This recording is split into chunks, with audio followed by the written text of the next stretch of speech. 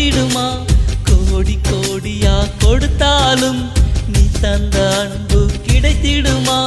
ரத்தத்தினான் தந்தாலுமே உன் தாகத்துக்கீடாகுமா? நாம் பட்ட கடன் தீர்ப்பேன் என்றால் ஜென்மமும் போதாதமா? நடமாடும் கோயில் நீதானே. 100 சாமிகள் இருந்தாலும் அம்மாவும் உன்னை போல் ஆகிடுமா? கோடி கோடியா கொடுத்தாலும்